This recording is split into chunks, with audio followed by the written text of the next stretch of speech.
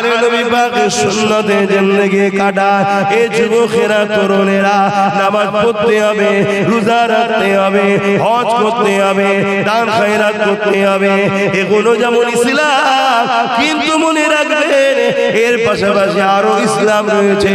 এই সমাজকে অন্যায় থেকে মুক্ত করতে হবে, এই সমাজকে নেশা থেকে মুক্ত করতে হবে, এই সমাজে নারীদের অধিকার দিতে হবে, এই সমাজে এতিমদেরকে সাহারা দিতে হবে, এই সমাজে ক্ষুধার্তকে খানা খাওয়াতে হবে। এক সময় একজন ইহুদি চলে এলো, আল্লাহ নবীকে সে জিজ্ঞাসা করতে লাগলো, ইয়া রাসূলুল্লাহ হাবিবাল্লাহ, হে আব্দুল্লাহর বেটা মুহাম্মদ সাল্লাল্লাহু আলাইহি ওয়াসাল্লাম, ইসলামে সব থেকে ভালো কাজ কোনটা? আল্লাহ নবী জানিয়ে দিলেন, ইসলামের সব থেকে ভালো কাজ হলো ক্ষুধার্ত মানুষকে খানা খাওয়ানো। আরো জোরে বলুন সুবহান। যদি আপনি নামাজ কাজা করে ফেলেন, যদি আপনি সিজদা রুকু ঠিকভাবে নাও দিতে পারে, যদি ভুল ভ্রান্তি হয়েও যায়, আল্লাহ বলছে ক্ষমা চা, আমি মাফ করে দেবো। কেন? এটা আমি আল্লাহ আমার হক, আমার কাছে ক্ষমা চেলে আমি আল্লাহ মাফ করে দেবো। আমি আল্লাহ বড় দয়ালু, আমি আল্লাহ বড় গফুর, আমি আল্লাহ বড় গফফার, আমি আল্লাহ মাফ করে দেবো।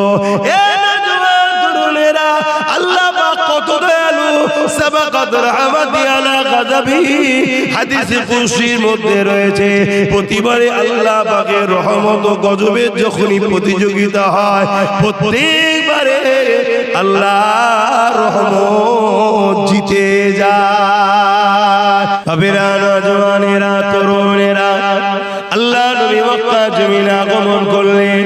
নবী আমার আস্তে আস্তে বড় হতে লাগলো। সবাই আমার রাসূলুল্লাহকে ভালোবাসে, সবাই আমার নবী পাককে পেয়ার করে। 40 বছর বয়স হয়ে গেল। আল্লাহ নবী কাবার সামনে দাঁড়িয়ে গেলেন। দাঁড়িয়ে গিয়ে এলাকার মানুষদেরকে ডাক দিতে লাগলেন, এলাকার মানুষেরা এদিকে আসেন। সবাই এসে জড়ো হয়ে গেল। কেন? আমার নবীর আখলাক, আমার নবীর আদর্শ, আমার নবীর লাইফ স্টাইল, আমার নবীর চরিত্র 40 বছর ধরে মক্কার মানুষ দেখতে লেগেছে। কোন দিনের জন্য আমার রাসূলুল্লাহর লাইফে চরিত্রে কোন এমন কাজ তারা দেখেনি যেটা মানবতার বিরুদ্ধে, সভ্যতার বিরুদ্ধে, ইনসাফের বিরুদ্ধে। এ যুবকেরা, তরুণেরা, বাপেরা, আমার নবী পাকের ডাকে এলাকার সবাই এসে দাঁড়িয়ে গেল। আল্লাহ নবী বলতে লাগলে, ওই যে পাহাড় দেখছে, একটা পাহাড়কে লক্ষ্য করে বললে, ওই পাহাড়ের ওই দিকে একদল লোক আছে, যদি আমি রাসূলুল্লাহ বলি, আমি মুহাম্মদ যদি বলি, তোমরা কি মেনে নেবে? তারা সবাই বলল, হ্যাঁ আমরা মেনে নেব। আল্লাহ নবী বলল, তোমরা তো দেখুনি, তাহলে মানবে কেন? তারা তখন একটাই কথা বলতে লাগলো, 40 বছর ধরে আপনাকে দেখছি, কোনদিনের জন্য আপনি মিথ্যা কথা বলেন না, আপনি হলেন আল আমিন। আপনি যদি বলেন ওই পাহাড়ের ওই দিকে লোক আছে, তাহলে অবশ্যই সত্য কথা বলছে, আমরা ওটা মেনে নেব। আল্লাহ নবী বলেছিলেন, তোমরা যেমন এটাকে না দেখে মেনে নিচ্ছ, আমি রাসূলুল্লাহ বলি তোমরা মেনে নাও, লা ইলাহা ইল্লাল্লাহ, আল্লাহ কে সিওয়া दूसरा कोई माबूद ही नहीं, এটাকে তোমরা মেনে নাও। যারা আমার রাসূলুল্লাহ এত তারিফ প্রশংসা করলো, তারাই নবীর বিরুদ্ধে দাঁড়িয়ে গেল। এক্ষুনি বললো যারা রাসূলকে চির সত্যবাদী, তারাই আমার নবী পাকের এই কথাটাকে মানতে চাইছে না। শুনছেন তো আপনারা? কেন? তাদের বক্তব্য, আমাদের বাপ দাদুরা এরকম করেছে, আমরা এই দিকেই থাকি। হযরতে নবী ঈসা আলাইহিস সালাম চলে যাবার পর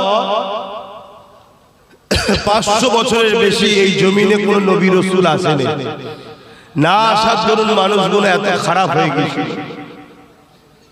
নিজেদের কন্যাদেরকে জ্যান্ত পুঁতে দিত। আল্লাহ নবী তাদেরকে বললেন, তোমাদের স্রষ্টা একজন, তিনি হলেন আল্লাহ, মেনে নাও। তারা কেউ মানতে চাইছে না। আল্লাহ নবীর বিরুদ্ধে চলে গেল। আজ খাজুরটি এলাকার মানুষ আমরা মসজিদ পেয়েছি, মাদ্রাসা পেয়েছি, দাড়ি পেয়েছি, টিভি পেয়েছি, এত কিছু পেয়েছি, এত সহজে পাইনি আমরা। অনেক কষ্টের পর, অনেক কষ্টের পর, কিন্তু আমাদের সেই গুরুত্ব ধর্মের উপরে নাই। আজকে আমার ধর্মকে কত রকম পরিকল্পনা করে ক্ষতি করার প্ল্যান চলছে, আমাদের সেদিকে কারো খেয়াল নাই।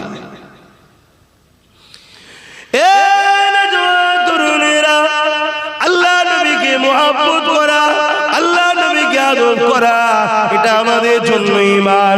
যার দিলে নবীর মুহাব্বত আদর নেই, তার মধ্যে ঈমান নাই। আর যার মধ্যে ঈমান নাই, তার জন্য নাজাত নাই। এই যুবকেরা, তরুণীরা, বাপেরা, আমার রাসূলুল্লাহর মুহাব্বত ভালোবাসা কিসে আছে? আল্লাহ নবী জানিয়ে দিলেন, মান আহাব্বা সুন্নতি, যারা আমার সুন্নতকে ভালোবাসলো, ফাকাদ আহাব্বানি, তারা আমাকে ভালোবাসলো। যারা আমাকে ভালোবাসলো, কানা মাই ফিল জান্নাত, তারা আমি রাসূলুল্লাহ আমার সাথে জান্নাতে যাবে। এই যুবকেরা, তরুণেরা, আল্লাহ নবীকে যদি মুহাব্বত করেন, তাহলে নবী পাকের সুন্নতে জিন্দেগি কাটায়। এই যুবকেরা, তরুণেরা, নামাজ পড়তে হবে, রোজা রাখতে হবে, হজ করতে হবে, দান খয়রাত করতে হবে, এগুলো যেমন ইসলাম, কিন্তু মনে রাখবেন এর পাশাপাশি আরো ইসলাম রয়েছে। এই সমাজকে অন্যায় থেকে মুক্ত করতে হবে, এই সমাজকে নেশা থেকে মুক্ত করতে হবে, এই সমাজে নারীদের অধিকার দিতে হবে, এই সমাজে তিনদেরকে সাহারা দিতে হবে, এই সমাজে ক্ষুধার্তকে খানা খাওয়াতে হবে।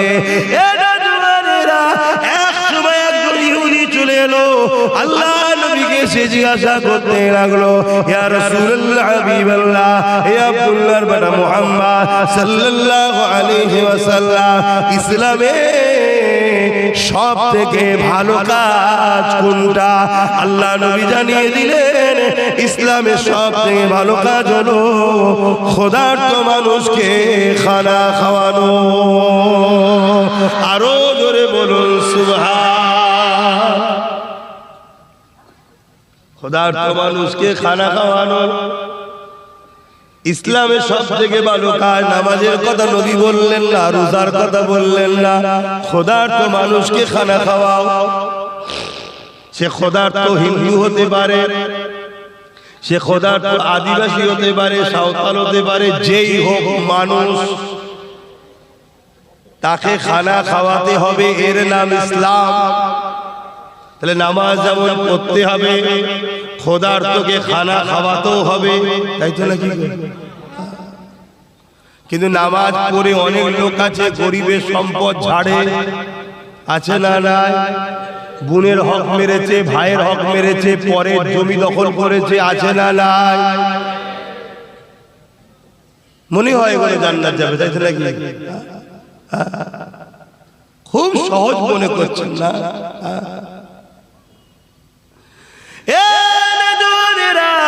যদি আপনি নামাজ কাজা করে ফেলেন, যদি আপনি সিজদা রুকু ঠিকভাবে নাও দিতে পারে, যদি ভুল ভ্রান্তি হয়েও যায়, আল্লাহ বলছে ক্ষমা চা, আমি মাফ করে দেবো। কেন? এটা আমি আল্লাহ আমার হক, আমার কাছে ক্ষমা চেলে আমি আল্লাহ মাফ করে দেবো। আমি আল্লাহ বড় দয়ালু, আমি আল্লাহ বড় গফুর, আমি আল্লাহ বড় গফফার, আমি আল্লাহ মাফ করে দেবো। আল্লাহ কত দয়ালু, সাবাকাত রাহমাতি আলা গাযাবি, হাদিসে কুদসির মধ্যে রয়েছে, প্রতিবারে আল্লাহ পাকের রহমত ও গজবের যখনই প্রতিযোগিতা হয়, প্রত্যেকবারে আল্লাহর রহমত জিতে যায়। 70 বছর বয়স হয়ে গেছে, জীবনে কোনোদিন আল্লাহকে মানেনি, উপরন্তু আল্লাহর সঙ্গে শিরক করে একজনের উপাসনা করত, যার নাম হলো সাম। এই সাম নামে একটা দেবতা সে উপাসনা করত, মহান স্রষ্টাকে মানত না। একদিন 70 বছর কেটে যাওয়ার পর ভুল করে একবার এবার সামাদ বলে উঠেছে। আমার আল্লাহ পাকের একটা সিফাতি নাম হলো সামাদ, আল্লাহুস সামাদ। এই সামাদ যখনই বলে উঠেছে আল্লাহ কারো মুখাপেক্ষী নয়, এর মানে আল্লাহ কারো মুখাপেক্ষী নয়। এই কথা যখনই সামাদ বলে ডেকে উঠেছে আমার আল্লাহ সঙ্গে সঙ্গে ওই বান্দাটাকে সাড়া দিয়েছে, লাব্বাইকা, এ বান্দারে আমি হাজির আছি, বল কি বলতে চাস। ফেরেশতারা বলতে লেগেছে, আল্লাহ 70 বছর ধরে আপনার নাফরমানি করেছে, আপনার সঙ্গে নকল খোদাকে শরীক করেছে, আজ সে ডেকেছে, আপনি তার ডাকে সাড়া দিয়েছেন, সে কিন্তু ইচ্ছা করে ডাকেনি, সামনের জায়গায় সামাদ বলে ডেকে ফেলেছে। আমার আল্লাহ বলতে লেগেছে, ফেরেশতারে তারা তো আমার বান্দা, সে ডেকেছে যখন না সাড়া দিলে আমার বান্দা নিরাশ হয়ে যাবে। আমি আল্লাহ রহমান রহিম, কাউকে নিরাশ করি না। কত দয়ালু আল্লাহ। বান্দা তোর নামাজ কাজা হয়ে গেছে, কার তওবা কর, মাফ করে দেবো। বান্দা তুই রোজা রাখতে পারিস নি, কাজা করে ফেলেছে, তওবা কর, কাজ মাফ করে দেবো। ওরে বান্দা রে, হজ করব অর্থ থাকার পরও করলি না, মুরব্বি বুড়ো হয়ে গেলি, ক্ষমা চা, তওবা কর, মাফ করে দেবো।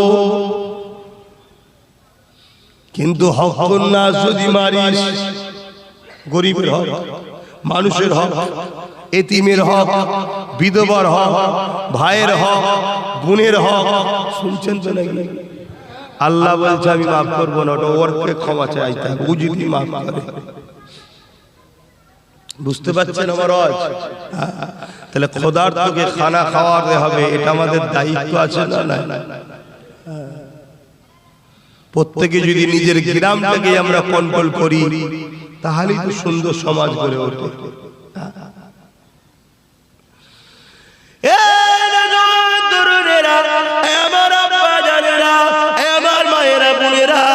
ইসলাম তো সহজ নয়, আল্লাহ নবী জানিয়ে দিলেন, কেউ যদি এতিমের মাথায় হাত বোলায়, সেজন্য আমি রাসূলুল্লাহ আমার মাথায় হাত বোলালো।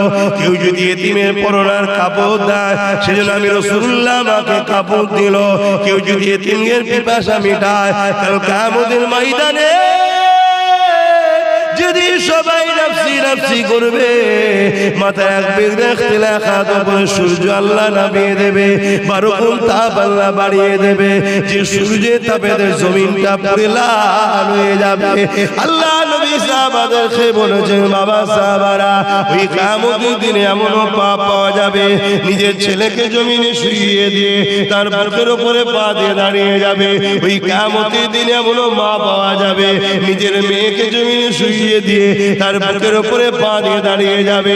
ওই কিয়ামতের দিনে এমন ছেলে মেয়ে পাওয়া যাবে, নিজের জনমদাতা বাপ এবং জনমদাত্রী মাকে জমিনে শুইয়ে দিয়ে তার বুকের উপরে পা দিয়ে দাঁড়িয়ে যাবে। হে যুবকেরা, তরুণেরা, বাবেরা, আল্লাহ নবীর এই কথা শুনে সাহাবা হুজুর রাকাদে, ইয়া রাসূলুল্লাহ, হাবিবাল্লাহ, এরকম কেন হবে? আল্লাহ নবী বলেছেন, বাবা সাহাবারা, লোহা আগুনে দিলে যেমন পুড়ে পুড়ে লাল হয়ে যায়, সূর্যের তাপ 12 গুণ বেড়ে যাবে। বর্তমান কোটি কোটি মাইল দূরে রয়েছে, সেদিন মাথা রাখবে, দেখতে লেখা উপরে আল্লাহ নামিয়ে দেবে। ওই দিন সূর্যের তাপে জমিনটা পুরো লাল হয়ে যাবে, মানুষ জমিনে দাঁড়াতে পারবে না।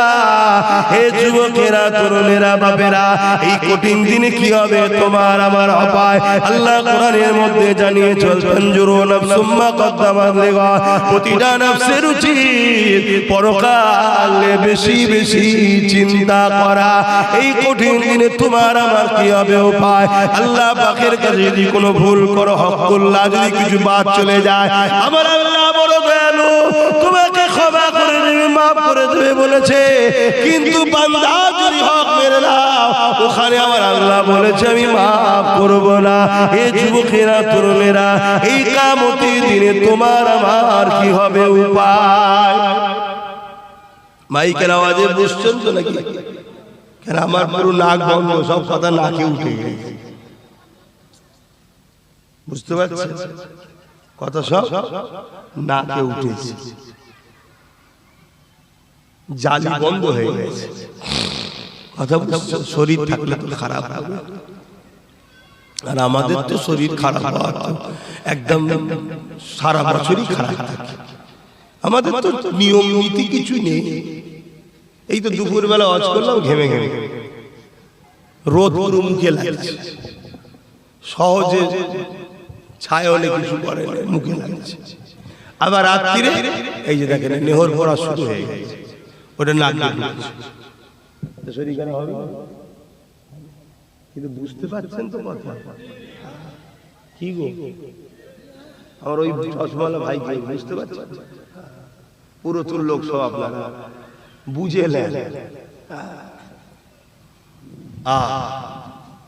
আল্লাহ আমাদেরকে দুটো কাজ দিয়েছে, অন্যায়কে মিটাও, ন্যায়কে প্রতিষ্ঠিত করো।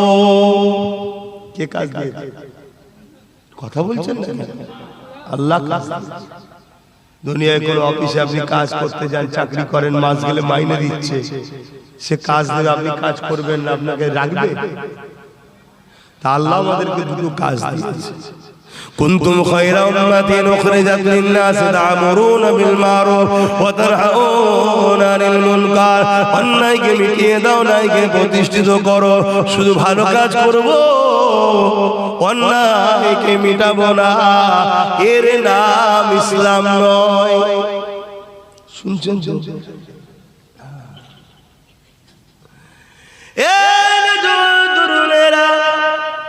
আল্লাহ বাহার দিয়েছে, ন্যায়কে যেমন প্রতিষ্ঠিত করতে হবে, অন্যায়কে তেমনই হাতে রুখতে হবে। এবারে প্রশ্ন হতে পারে, অন্যায়কে রুখতে গেলে জালিমরা তো তোমার উপরে চড়াও হবে, অন্যায়কে রুখতে গেলে জালিমরা তো তোমাদের উপরে আঘাত দেবে, অন্যায়কে রুখতে গেলে জালিমদের কারাগারে তো বন্দী হতে পারে। আমার নবী আলাইহিস সালামরা তারা অন্যায়ের বিরুদ্ধে প্রতিবাদ করতে গিয়ে বনী ইসরাইল কওমের নবীরা শহীদ হয়ে গেছে। এমনও নবী গেছে তেনাকে করাত দিয়ে গাছের মধ্যে ঢুকেছে, করাত দিয়ে দু টুকরো করে দিয়েছে। নবীকে আল্লাহ বলেছে পর্যন্ত আওয়াজ করবে না, আল্লাহর খুশির জন্য নিজেকে দু টুকরো করে দিয়েছে, পর্যন্ত আওয়াজও করে রে। তুমি আমি বলি আল্লাহকে ভালোবাসি, তাহলে আল্লাহ তোমাকে তো পরীক্ষা নেবে। আল্লাহ তো তোমাকে দুটো কাজ দিয়েছে, ওই কাজ তো তোমাকে করতে হবে। অন্যায়কে রুখতে হবে, অন্যায়কে মিটাতে হবে, অন্যায়কে শেষ করতে হবে। এই জমিনে গরিব কাঁদবে, আর তুমি মসজিদে সিজদা দিয়ে বলবে আল্লাহ আপনি আমার উপরে রাজি হয়ে যান, এর নাম ইসলাম নয় গো। মসজিদে যেমন সিজদা দিতে হবে, ওটাও যেমন তোমার হুকুম, তেমন গরিবের চোখের পানি মুছতে হবে।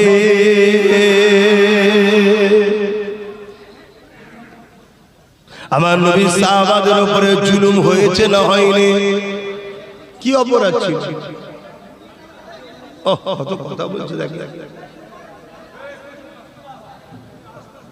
মানুষ সব কেমন হয়ে যাচ্ছে।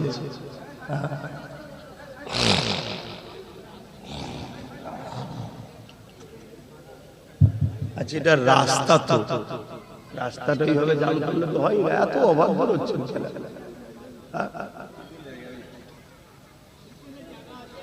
এইদিকে তো জায়গা রয়েছে, এক জলসার প্যান্ডেলটাই তো ভুল করেছে, স্টেজটা তো ভুল করেছে। এই স্টেডিয়াম ক্যারাচে করতে এই জায়গায়, তাহলে দেখতেন সব সামনে চলেও যেত, ওখানে লোক দেখতে পেত, এই রাস্তা জামদার হতো।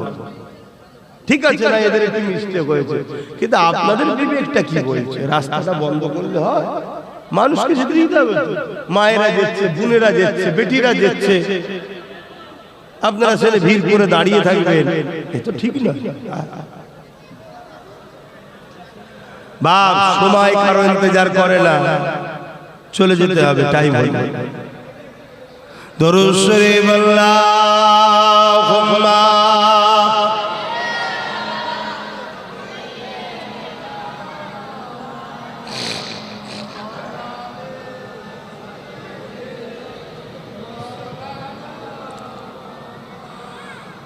रातें भी मदीने की, बातें भी मदीने की, रातें भी मदीने की, बातें भी मदीने की, जीने में जीना है क्या बात है जीने की। अरसा हुआ तैबा की जिस गलियों से गुजरे, अरसा हुआ तैबा की जिस गलियों से गुजरे, इस वक्त भी गलियों से खुशबू है पसीने की। आरो जोरे वाले लब्बाइक लब्बाइक लब्बाइक नारे दिबे। আল্লামা নবীকে কি নিয়ামত করেছে। 1450 বছরের আগে কম বেশি যেসব রাস্তা দিয়ে আমার নবী হেঁটেছে ঘুরেছে, সেখানে গেলে আজও নবীর পাসিনা ঘামের খুশবু পাওয়া যায়। জোরে বলুন সুবহানাল্লাহ। আমরা মাটির রসে তৈরি, আমরা কিসে তৈরি? মাটির রসে, তাই আমাদের শরীর খুশবু বাইর হয় না। আমার নবী হলেন নূরে মুজাসসাম। জোরে বলুন সুবহানাল্লাহ। আমার নবী পাক সাল্লাল্লাহু আলাইহি ওয়াসাল্লাম একটা খুশবু ছিলেন। জোরে বলুন সুবহানাল্লাহ। আম্মা জান হযরত আমিনা রাদিয়াল্লাহু তাআলা আনহার সঙ্গে হযরত আব্বা জান আব্দুল্লাহ হুজুরের যখন নিকাহ হলো, বিবাহ হলো, প্রথম রাত বাসর রাত, প্রথম রাত বাসর রাতে সংসার করতে গেছে। আব্দুল্লাহ হুজুরের পেশিনাতে নূরে মুহাম্মদ রাসূল ছিল তখন। জোরে বলুন সুবহানাল্লাহ। আম্মা আমিনা হুজুরের কাছে গেল যে ওই নূরে মুহাম্মদ সাল্লাল্লাহু আম্মা আমিনা হুজুরের পবিত্র রেহেমে চলে গেল। জোরে বলুন সুবহানাল্লাহ। পরের দিন থেকে আম্মা জান আমিনা বলছেন আমার শরীর থেকে এক ধরনের খুশবু বাস বেরোতে শুরু হলো। জোরে বলুন সুবহানাল্লাহ। এটা আস্তে আস্তে যত দিন যায় খুশবু বাড়ে, এত খুশবু বেরোতে লাগলো পুরো মক্কা মদিনার প্রত্যেকটা জায়গায় আলোচনা হচ্ছে যে আমিনা এই খুশবু পাই কোথায়? এই খুশবু তো মক্কার কোন জায়গাতে পাওয়া যায় না। এই তো খুশবু কোথা থেকে মাখে? এমনি স্বামী হারা আতর খুশবু তো মাখতে নাই। আবার খুশবু তো খুশবু, এমন খুশবু যে খুশবু মক্কা তো কোনো জায়গায় পাওয়া যায় না। এই কথা রসুলে পাকের দাদার কানে উঠেছে। রসুলে পাকের দাদা যান দাদিকে ডেকেছে, ডেকে বলছে আমিও খুশবুটা পাই। কিন্তু রাসূলুল্লাহ দাদা ছিলেন মক্কার শাসক কর্তা, কথা বুঝে আসছে, চেয়ারম্যান প্রেসিডেন্ট ছিলেন মক্কা। তাই ব্যস্ত থাকার দরুন কথা হয়নি। রাসূলের দাদিকে জিজ্ঞেস করছে, কিন্তু আজ তো সব জায়গায় আলোচনা হচ্ছে যে আমিনা খুশবু পাই কোথায়? আমি আব্দুল মুত্তালিব রাসূলের দাদা যান, আমিও বিভিন্ন দেশে যাই, নেতাদের সঙ্গে ভিআইপির সঙ্গে ভিআইপিদের কথা হয় না। তো কোন দেশেও এমন খুশবু পাওয়া যায় বলে আমার জানা নাই। জোরে বলুন সুবহানাল্লাহ। কোথা থেকে পায়? রাসূলে পাকের দাদি জান বলছে আমিও আপনাকে বলবো বলবো মনে করি। আমি যখন আমিনা গোসলখানা থেকে বাহির হয় আর আমি যখন প্রবেশ করি, যেন মনে হয় একটা আতরের ফ্যাক্টরি গোডাউনে ঢুকেছি আমি। জোরে বলুন সুবহানাল্লাহ। এত খুশবু। আল্লাহু আকবার। কি নিয়ামত আল্লাহ আমার নবীকে বানিয়েছে। সেই নবীর উম্মত আমরা, আমাদের ডিউটি কি? আমাদের কাজটা কি জানতে হবে না? আল্লাহ নবী দাদা জান আম্মা জান আমিনাকে ডাক দিলেন, ও মা আমিনা এদিকে আসেন মা। কোথা দিয়ে আতর আপনি পান, কোথা থেকে আতর পেয়েছেন মাখেন আপনি, যার চর্চা চতুর্দিকে হতে লেগেছে। আম্মা যারা আমেনা বলতে লেগেছেন আব্বা এ আতর আমেনা মাখে না, আমেনা কোনো খুশবু ব্যবহারই করে না। যেদিন থেকে আমার গর্ভে মুহাম্মদ রাসূলুল্লাহ এসেছে এদিন থেকে খুশবু বাইর শুরু হয়েছে। এই খুশবু আমার নয়, এই খুশবু হলো যিনি পেটে রয়েছে তিনা। আমার রাসূল যেখানে যেখানে ঘুরেছে আজও সেই নবীর পাসিনার খুশবু পাওয়া যায়।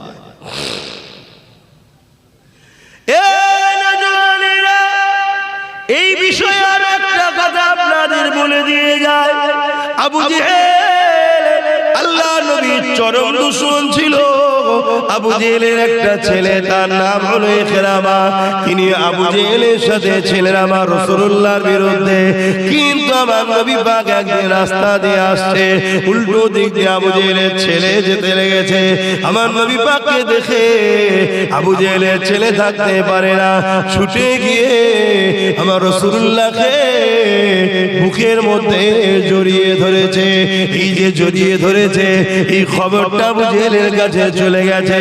আর আবু জেহেল আইন করেছিল, ঘোষণা করেছিল মুহাম্মদ রাসূলের কাছে কেউ যাবে না, মুহাম্মদ রাসূলের কাছে যে যাবে তাকে কতল করে দেওয়া হবে। কেন আবু জেহেলের বড় ভয় হয় মুহাম্মদ রাসূলের সত্যের কাছে তার রাজত্ব মিটে যেতে পারে। এই রাজ ক্ষমতাকে টিকাবার জন্য আইনের ঘোষণা দিয়েছিল। যেমন আজকের আবু জেহেলরা আইলা মুহাম্মদ রাসূল নবীর নাম লিখাতে এদের ভয় হয়।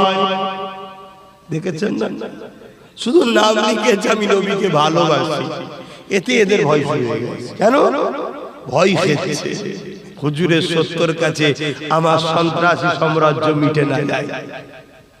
কথা বুঝে আসছে? এগুলো ইন্টারন্যাশনাল সব সন্ত্রাস, এরা জালিম। তো ভাইরা আমার সেদিন আবু জেহেলেরও ভয় ছিল, ঘোষণা করেছে কেউ যেতে পারবে না, যে যাবে তাকে মৃত্যুদণ্ড দেওয়া হবে।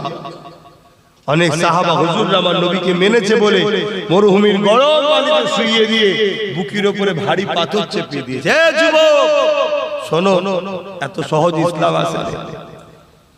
তুমি মনে করছো আমি বিরাট কিছু করে ফেলেছি, না, তোমাকে আল্লাহ অনেক কাজ দিয়েছে, তুমি কিছুই করতে পারছো না। তোমার ডিউটি আলাদা, তুমি ভুল রাস্তায় চলছো।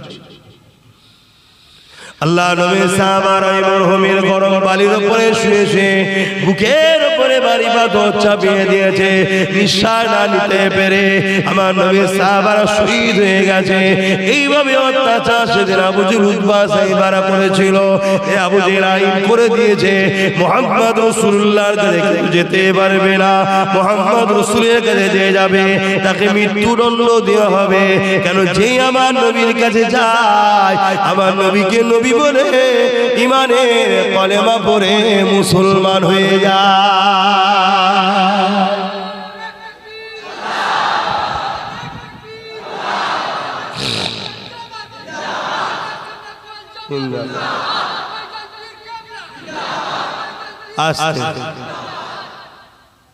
আর এটাও মনে রাখবে জালিম কখনো মুসলমান হতে পারে না, আর মুসলমান কখনো জুলুম করতে।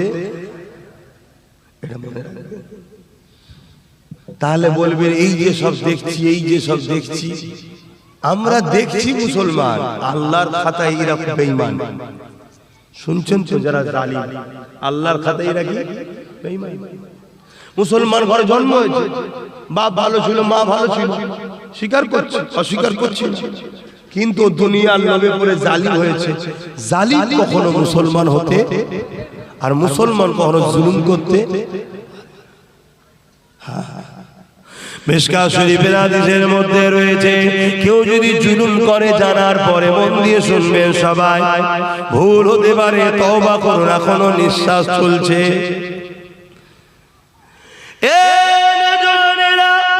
মিশকাত শরীফের হাদিসের মধ্যে রয়েছে আল্লাহ নবী জানিয়ে দিলেন কেউ যদি জুলুম করে জালিম জানার পরে যদি কোনো মুসলমান তার সাথ দেয়, কোনো মুসলমান তাকে সহযোগিতা করে, মুসলমান তাকে যদি শক্তিশালী করে কামিয়াবি দেয়, বিজয় দেয়, তার সাথ দেয়, আল্লাহ রাসূল জানিয়ে দিচ্ছে ওই মুসলমানটা জালিমের সাথ দেওয়ার জন্য ওই ইসলাম থেকে বেরিয়ে যায়।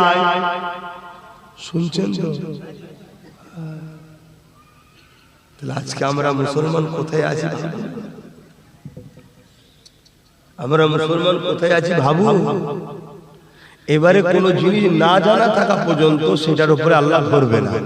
এই যে এতদিন জানতেন না এই হাদিসটা, যদি কোনো জালিমের সাথ দিয়ে থাকেন আল্লাহ আপনাকে ধরবে না। কিন্তু এই যে জেনে গেছেন যে জালিমের সাথ দিলে ইসলাম থেকে বেরিয়ে যায়, এবারে সাথ দিলে ইসলামের মধ্যে থাকবে? বলবেন তো আব্বা জান না, অসুবিধা হচ্ছে নাকি?